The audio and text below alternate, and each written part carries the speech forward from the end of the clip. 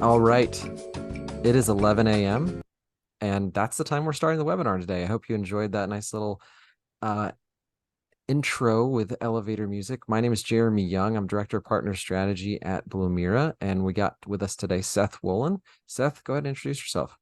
Hey folks, I manage channel strategy and business development at Vanta. And we're going to get into what Blumira is, what Vanta is later on. But first, I want to learn a little bit more about you, Seth. Seth, how did you get your introduction into the MSP space? Well, it's interesting. You asked me to go over this, and I wasn't sure if you meant the very beginning, because I I had didn't graduated with prescribe. I want you with, to with a tell your degree story. in philosophy, computational linguistics, and wanted to start medical school in about a month. After that, I was driving for Uber, and the sales director for Duo ended up driving him to the airport. So lo and behold, 8 years later, I'm running the channel strategy for another cybersecurity company. So it was a fortuitous turn of events. And yeah, I've been in the channel pretty much my entire career and security. And at Duo is where you and I met. You joined the MSP team there slightly months or a year or so ahead of me, and we helped grow that business. But that was a really fun time, and Seth was smart enough to see an opportunity of, hey, this MSP thing is really catching on, and got himself over onto that team, and has we've both been talking to thousands of MSPs a year for the past what since 2016, 2017, Yeah. somewhere in there. I mean, not So to be corny, but I would say that business, the Duo MSP program actually drove our growth probably as much as we drove its growth. I mean, 20,000 partners around the world. I think our partners have sold at Duo more than 100 million ARR. So tremendously successful and was kind of a foundation for us in the security space, moving towards compliance as well. so if you are wondering why the people that hired us, they want us to do that again where we are now. No pressure. No pressure. Well, thank you for joining us today. And I came over to Blumira about 2 years ago now, and we are of course a SIM. We talk to MSPs all the time. SIM is one of those kind of further in down the chain, further depth of the security stack that people kind of get to and they have to get to. And so a lot of that is driven by compliance. And I feel like there's overall not all MSPs are really using compliance to their advantage yet. And I think we are going to get to a place where that will be the norm. And I think Vanta will be doing that and helping MSPs along with that. So why don't you kind of start off and take us through uh, kind of defining the market problem, and we'll talk about it as we go. Yeah, and honestly, just as some preamble, coming from, a pure like primary security vendor like Duo, moving into the compliance space, there was definitely this cynical view on compliance that I certainly encountered, and less of the time embodied, but it was that compliance really is a box checking exercise. Attackers do not care if you're compliant, they only care if you're penetrable. That is absolutely true. The attacker's not caring if you're compliant. But part of what we're trying to draw out here is there's a relationship, and that relationship is even more important between compliance and security when you're providing a service around security to your clients. And regardless of what framework you pay attention to, it's been a long time where the notable security experts, especially for SMB space, repeat over and over. Just start by focusing on the basics, and all of the frameworks point to the basics. So, and then go beyond that. But no matter what you choose, they're all going to tell you to start in the same places and go towards the same journey. And by picking one of those, you're going to be able to speak more confidently about it. And I think that's a big part of the gap in MSP security sales is fully understanding, fully adopting some mantra or some framework, and then being able to live it, breathe it, and have confidence when you're selling it. So I think that's the direction we're headed in. Let's talk about how we're going to help them get there. Yeah, absolutely. So I'd like to start with something I call the MSP security dilemma. And with any dilemma, there's kind of a push side and a pull side. So, really the um, pull here is that it's easier than ever to talk security with clients for a lot of MSPs. Something folks at IT Nation told me a couple years ago, like this is more salient than ever. Most MSPs have at least one client who's experienced a breach or at least an attack. And most MSPs, report that it's something they're routinely talking about with their clients. But somehow it feels harder to sell than it ought to be. And I want to draw out a few reasons why that might be the case. The Kaseya benchmark survey, I guess it used to be the Datto survey, but it found a 19% average increase in the cost of providing security services since 2019. And that's not just the labor side, that's also the actual SaaS side, right? Just a profusion of different tools, some of which are, essential and necessary, and others which are nice to have, make you more efficient.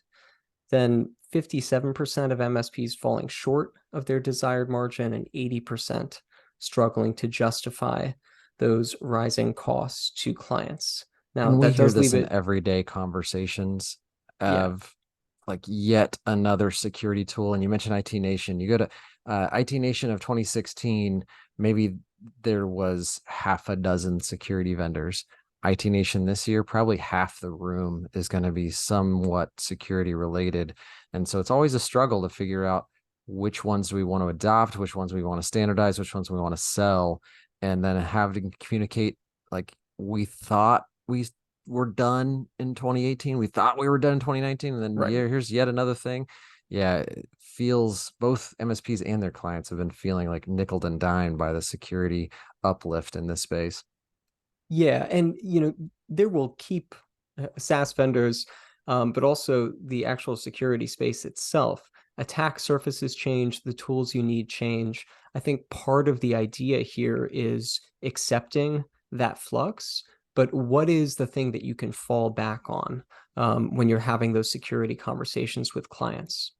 But broadly speaking, I think this flux has led to a reactive posture, right? Broader attack surfaces, heavier compliance burdens, um, much higher number of unmanaged SaaS tools that MSPs are finding with their clients. They sign up for a trial, use their Google Workspace or their Microsoft account, and it's completely invisible to the MSP. And then the next factor that really comes up a lot is the lagging client awareness. Um, just they may not be aware of how the threat landscape has evolved in the past few years or decades, in some cases. And there's an assumption of built-in security architecture where on a day-to-day basis, if things are functioning as expected, right, they figure I didn't get breached yesterday, I'm probably not going to get breached today. And so what do those factors lead to? In a lot of cases, what we see is operational inefficiency, right? Higher service delivery costs, security blind spots with that shadow IT, and the strain on client relationships is very real. So that's that reactive security posture that I was alluding to there. And in a lot of cases, this leads to the recurring struggle to articulate the impact of new risks as they come up, and you have a new tool to address those risks. Certainly on the relationship side, shaping cost expectations moving forward. If it's this, 1 week, what's it going to be the next week? And that standardization piece where you're constantly onboarding new vendors, training team members on them, offboarding.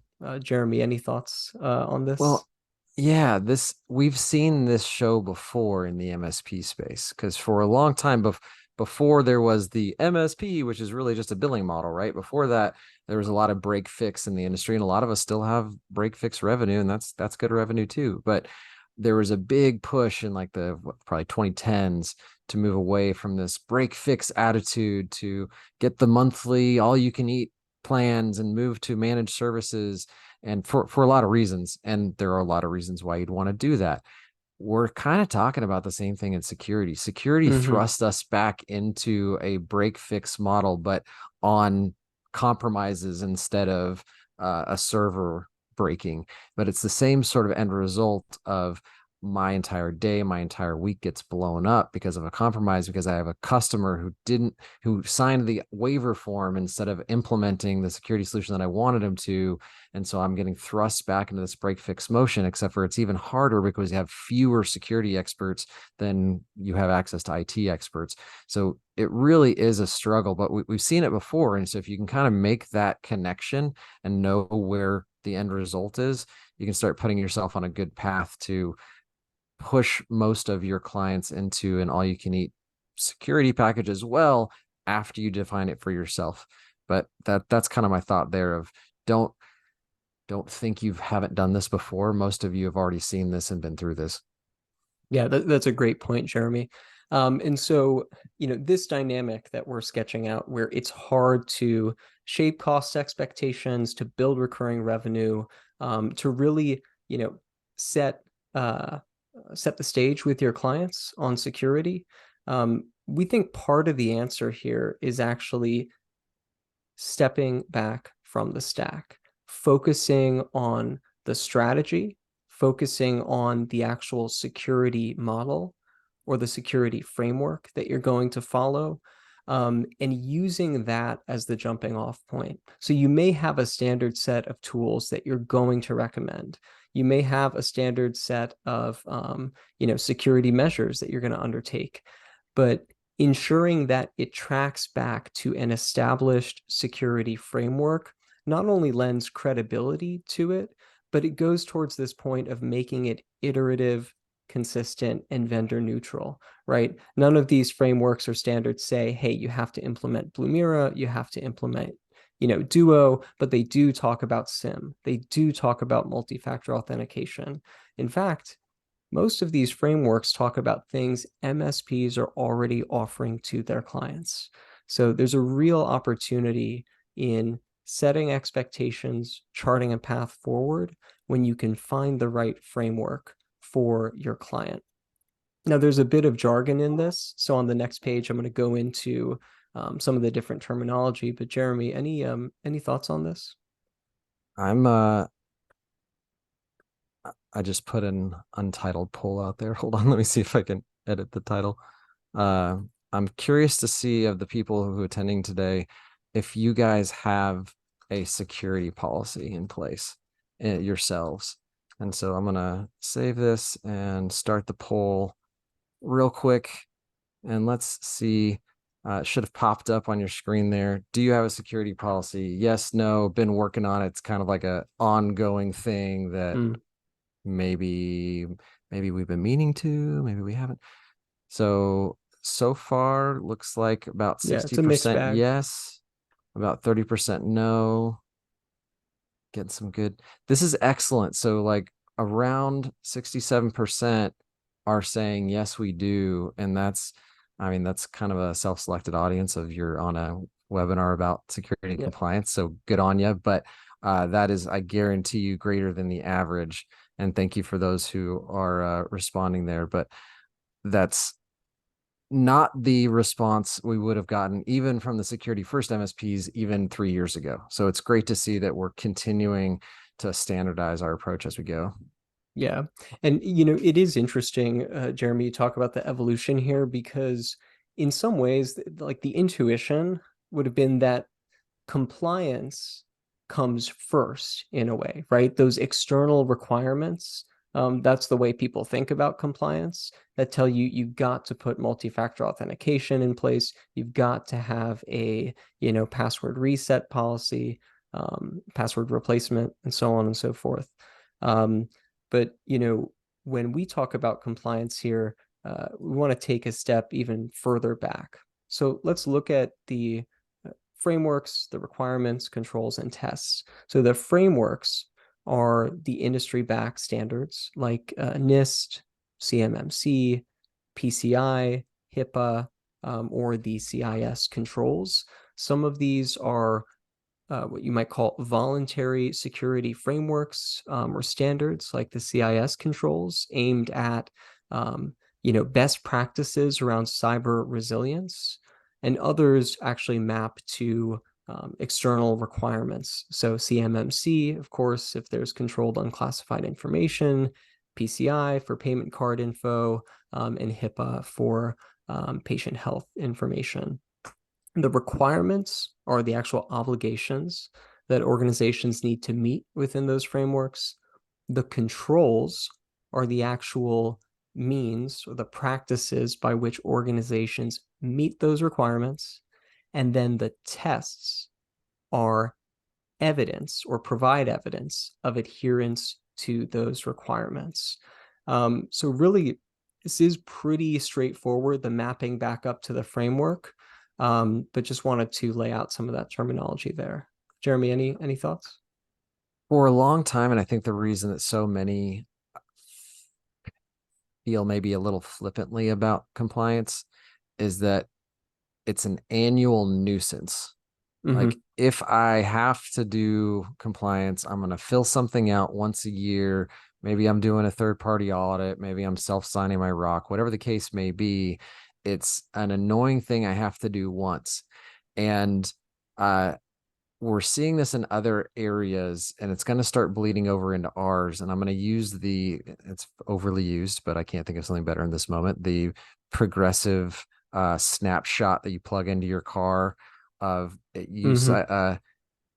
and now there's apps that Bluetooth to cars as well for car insurance to learn your driving habits to try and get a safe cyber discount. And this is on the insurance world, but it's still there are requirements you have to meet to get insurance. And what they're trying to learn is continuously get behaviors of what's going on so they can prove things are as they should be, or maybe as they're not. But at any rate, move from a once a year form to a continuous structure. And I think we're going to start seeing that. And honestly, as a little foreshadowing, that's part of what Vanta allows for. So go ahead, my friend. Yeah, that's exactly right. So, you know, there's already a revenue opportunity when you think about clients who have an external compliance mandate, if it's HIPAA in healthcare or NIST CMMC for the controlled unclassified information. But if you take a step back and think about what sort of offering, right, matches that need and how you can apply it to the rest of your customer base, that is where the real revenue opportunity and the opportunity for standardization comes into place. And so moving up the value chain from just, break fix to the actual, end user support, the networking, endpoint management, patch management, to security, to the actual strategy, the policies, and continuous monitoring and assurance, that's where you get into the, more jargon here, vCISO or virtual chief information security officer role. And, you know, this is something where I think there's a barrier for some MSPs who see themselves as really core IT plus, security tools in, hey, I'm not, a CISSP. I'm not going to call this a vCISO. That's a level that maybe we're not at quite yet. But part of the idea here is that by adopting these frameworks and by seeing how far along many of you and many of your clients are towards meeting those standards and controls, this is something that isn't so far out of reach. It's also going to be a paradigm shift. So we're at a point every MSP calls something different: gold, silver, bronze, whatever Mm-hmm. your all you can eat is your top, your platinum. And we have this all you can eat offering. And then a lot of them still have like a security add-on pack. There's some security included in the all you can eat, and then there's extra security, advanced security package that you can add on to it. Versus what I think where I think things are going, and what I'd like to pose as food for thought of instead of the top offering being platinum or all you can eat, it should be your compliance package. It should be the Hmm. one that keeps you continuously in compliance with, and whatever your framework you want to choose, that's fine. We can argue about that later. Doesn't matter. They all basically say this, point you in the same directions. But pick something that you want to do internally, start to live and breathe it so that you are continuously in compliance, and then make that your top stack, because all of the IT things that you're doing are going to fold into that. And then it gives you a much stronger selling point and life cycle, product life cycle of, hey, this is what we're going to do now, and next year we're going to do this, and next year, to get them into compliance and then keep them in compliance, which solves that problem of, hey, you told me last year that this was the last security tool I'm going to, now you tell me I need this one. It's not you saying it, it's the framework, and the framework already says it. In order to stay in compliance, that's what you got to do. And Yeah. it's the same reason why most MSPs are very happy when cyber insurance mandates something that they want them to do, because it helps a third party say, it's not me, it's them, they're telling you you need a sim, and that makes it much easier to sell. And I think we're going in that direction, and those MSPs that adopt that, are ahead of that curve, are going to do very well. Right. And when you can map the practices and the tools you already have in place to something like the CIS controls, right? Think about the categories here, just to name a few: inventory and control of enterprise assets. Probably doing that for your customers already. Inventory and control of software assets, data protection, right? Secure configuration of enterprise assets and software, account management, access control management, continuous vulnerability, audit logs. So there are going to be gaps here, but the benefit of mapping it back to a framework is that you and your client are on the same page around where those gaps are, and you're providing that visibility to them so you can go on a journey. And it really does help MSPs sell the rest of their stack when they say, hey, not only do we think this anti-malware software is a good idea, but according to the CIS controls number 10, a framework that we've agreed on pursuing, right, this is necessary. And anti-exploitation features, central management, that's all something we need to have in place. So it really does, arm MSPs with the, knowledge and some of the industry authority that they need to make this case in a compelling way to clients. Would you agree, Jeremy?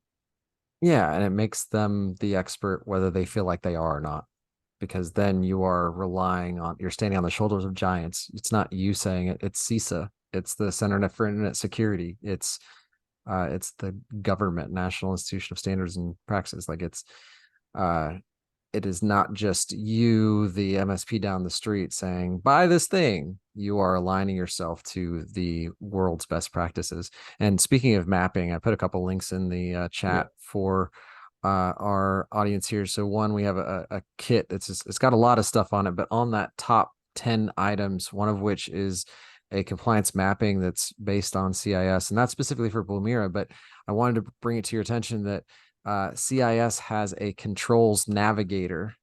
Thank you, sir. Look at that. Where you get to select which frameworks that you care about. So you can, what the controls navigator does is takes all the CIS controls and then maps it to CMMC, to NIST, to Hmm. XYZ, all of them. So it's like this Rosetta Stone for frameworks, and it allows you to very quickly translate. So if you are focused on CIS, but you've got a customer who's, I really need to be a federal contractor mapping to CMMC, boom, CIS already did the work for you. And then we just piggybacked, speaking of standing on the shoulders of giants, just piggybacked off of that and mapped that to what Blumira does. And that's what that spreadsheet was above. But you can use this tool as well for your purposes, and showing that, not, you can, if you did the same thing we did, align your stack to CIS, that automatically maps to anything else across the board. Absolutely. And some of the major benefits from this State of the vCISO report that recently came out involved the easy upsell of other products and services, right? Increased margins, customer security, all of these pretty intuitive here, but really creating that differentiated offering, I think, is a big one for a lot of MSPs too, because it's, hey, what exactly are we getting from you? How is it different than, other providers potentially, especially when it's a new client engagement? This can really lend some credence to the security package that you're offering. Now, at the same time, a lot of folks who might pursue this sort of packaging, vCISO services or voluntary security compliance, the single biggest one was limited security and compliance knowledge, high initial investment, and the lack of skilled personnel. Really, those three are in a similar bucket, right? It's in acquiring the people, the tools, the expertise that you feel you need to go to market with a package like this. And then the other ones really go into the time and the effort, plus the customer's willingness to go along with it. So, Jeremy, any thoughts on the challenges here?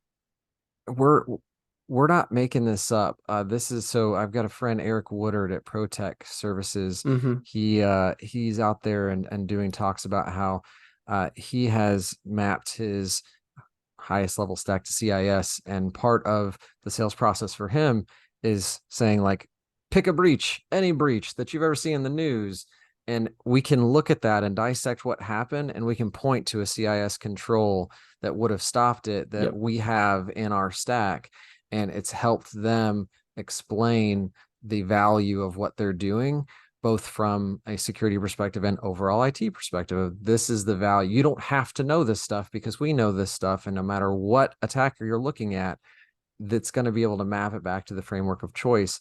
And it starts when you start looking at things like that, it starts taking away some of these challenges, because a lot of these challenges, the biggest one there, limited security or compliance knowledge. When you Mm-hmm. start to do this for yourself and start to put your own oxygen mask on and start to define your own security journey, which most of the 67% of the people on the call already have, at least put a security policy in place as step one, these start to melt away. Yep. And, the continuous monitoring really comes into play here, because if you're offering a package around, the NIST cybersecurity framework, the CIS controls, there's a sense in which you want to make sure when you tell a client, hey, we are implementing, a process for patch management. That doesn't necessarily say that it's perfect in every case. There may be an SLA involved there that you're following. But if there's a breach and it's related to outdated software, you can go back and see, was there a failure in the implementation of this control? Or did the breach somehow just get around the particular controls we have in place? And these are written in a general enough way, right, that they tend to capture a lot of the potential attack vectors, I would say. And again, this is coming. So I'm hoping that you guys will get ahead of the curve. Did you have anything else on this one, Seth? I could go forever, but Uh, should we go to the next slide? yeah. So you're probably all familiar with the concept of curve jumping. Depending on how long you've been in the industry, you've probably seen this numerous times. If you've gone to IT Nation, if you've been in the ConnectWise Evolve / before that HTT peer group community, you know the concept. And this isn't something the MSP space hasn't seen before. We went from rolling trucks to RMM. We went from tape backup to BDR. If you get into the voice side of things, you went from POTS PRI to VoIP. We were doing only IT just a decade ago, and now we're really involved in IT security. And right now, the next curve is going from IT plus security to that security first, continuous compliance, and being able to prove it in an ongoing nature. And don't miss that curve, because your peers are going to, there's somebody out there, there's your peers that are already starting to do it. Start thinking in that continuous compliance mindset, which then helps you sell through all of your stacks. So you don't have these constant struggle in the QBRs and the annual renewals of, well, you're on my all you can eat. I need you to add on the security package. We can flip that script and really make them take a look at it from the compliance view. And by the way, cyber insurance helps with this because they're pushing in that direction as well. So there's a lot of different ways to look at it. Yeah, and we Your should thought? mention the increasing industry consolidation here, right?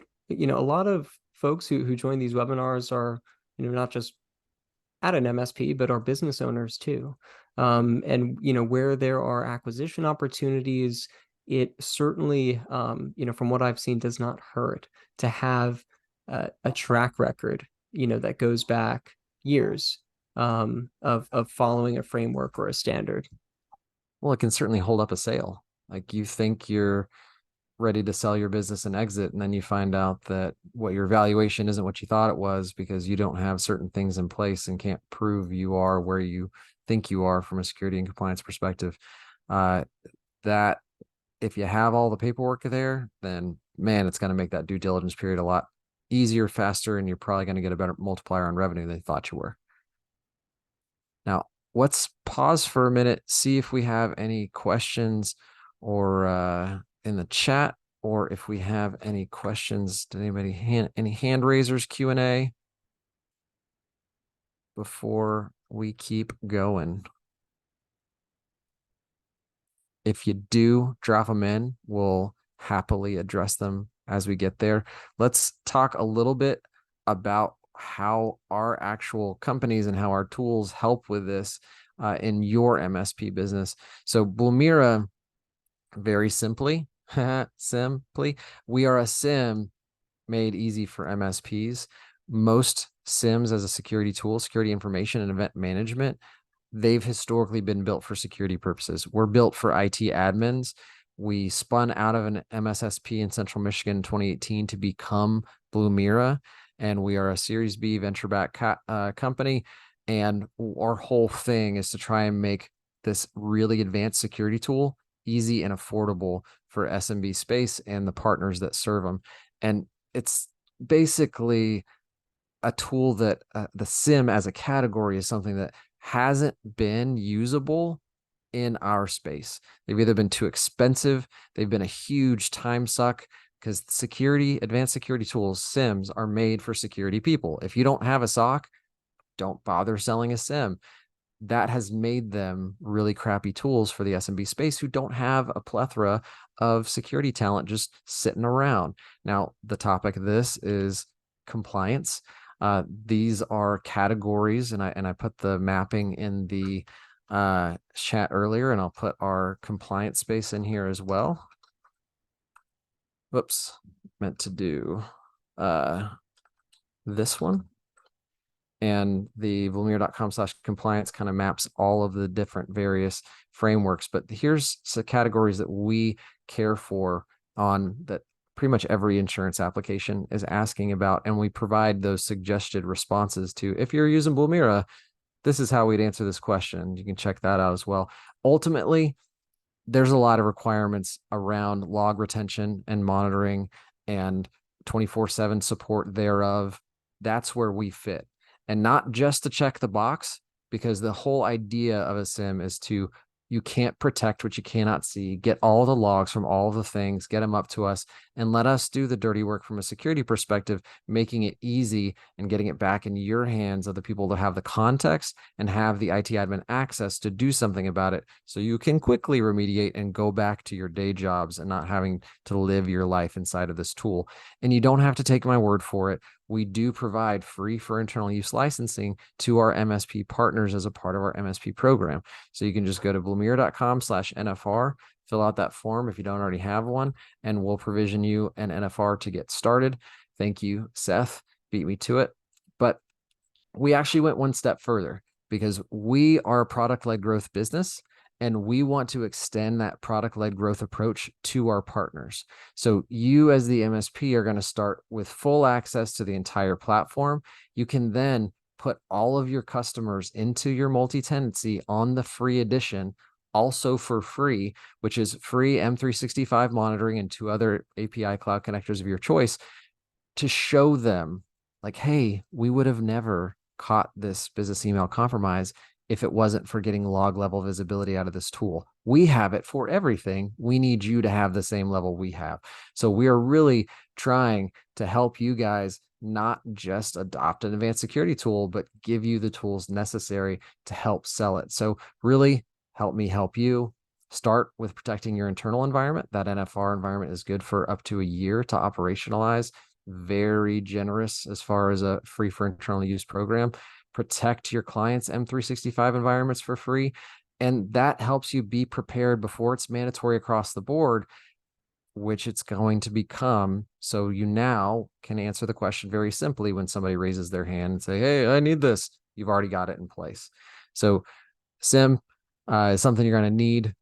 Please put your mask on first, get ready so that you can get it out there to your clients. And whether you go with Blumira or not, pick something that you're going to be able to keep your operational efficiency as you grow, so you actually gain profit and not lose it as this becomes mandatory across the board.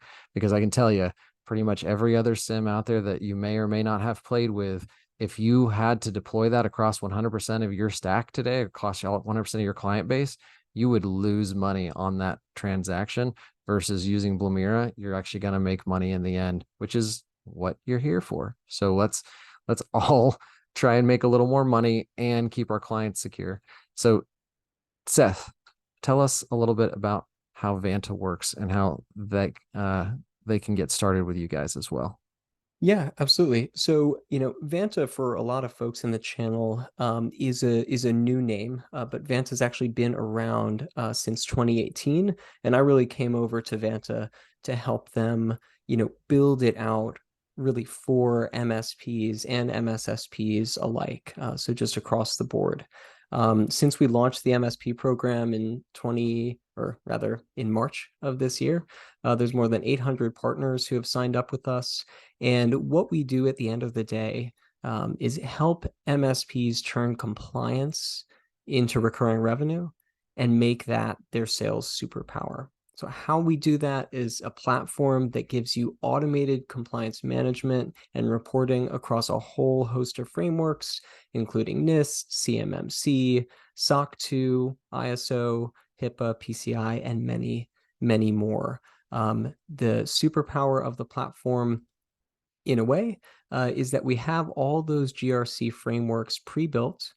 You link Vanta up with your customer environment or your internal environment, and Vanta's automation pulls that evidence in and maps it to the compliance requirements or the controls that need to be met. So you get continuous monitoring, remediation workflows, contextualized data, and a more holistic risk visibility. There's a lot more that's built into it there. But just to give you an idea of the order of operations, most of these tools you can connect with just a few clicks. If it's Office 365, Google Workplace, or even an MDM tool, you complete a gap assessment against the framework you've selected, and then we can give you rich reporting, and you can easily pass an outside audit when you need to. Vanta actually has hundreds of Vanta vetted auditors who specialize in some of the most common compliance certifications and standards, and they're able to come in and offer kind of a more commoditized and streamlined product because they know the Vanta platform is really representing the hour-to-hour ground truth of the customer environment. So you get a multi-tenant management console in Vanta and can easily provision different products and frameworks to your clients. There are pre-built security frameworks, as I mentioned, like SOC 2 and ISO, and the controls, crucially, are mapped across these frameworks. So because many of the key security and privacy frameworks use the same basic controls and requirements, that really helps MSPs with their operational efficiency. And then the advanced risk management and custom reports. You can use different scenarios in Vanta's risk library. You can see where your risk is distributed based on things like application access, critical systems and data, and things like permission levels for different user accounts. So it's a super extensive platform, but the core of it is that automated evidence collection and continuous monitoring that makes it much easier to offer compliance as a service and that security strategy at scale. So similar to Blumira, with our MSP program, it's all about making no barriers to entry, absolutely no commitments. We don't even ask for a payment method when you're signing up for that NFR account. So you can either go to vanta.com/MSP, or we've got an NFR request link in the chat there. Definitely encourage folks to go request that account. We'll send you an activation link. And then on the pricing side, we'll also send the full price list. But just as an example, a core framework like ISO 27001, you're looking at, under $350 a month for even a, mid-size client. So it's a platform that really delivers on the value side, and it's extremely flexible and easy to use as well. And I personally have started getting questions within the last about year and a half from MSPs that I didn't get before, a lot around SOC 2 type 2 of, do we have ours? Which, yes, by the way, we do, but they're asking because they're starting to be required to get it because they have a client that's requiring them to get it. And this is one of those types of things that now not only could use Vanta to do that for yourself, but you could start getting your clients who need those type of things. You could help them achieve it and start turning that like requirement that they're not going to sign a contract with you until you have this framework into a revenue opportunity of, oh, well, not only do I have that, I can help you get it as well. And once you start thinking about things that way and start using those tactics with your other clients, that's when it all comes together and all this security sales that you've been going after for a long time. And they always just say, give me the waiver. That's not going to be the case anymore. So I hope this has been helpful for you. I hope you at least grabbed a couple nuggets from it. If you have any questions, drop them in chat or raise your hand and we'll get to them. Otherwise, we will give you a few minutes back in your day, but go to vanta.com/MSP to learn more about Vanta's MSP program, blumira.com/MSP to learn more about ours. And thank you very much for spending your time with us today. Thank you, Seth. Thank you, Jeremy. Appreciate you putting this together. Same to you, my friend. We'll see you out there in the channel. Talk to you guys soon.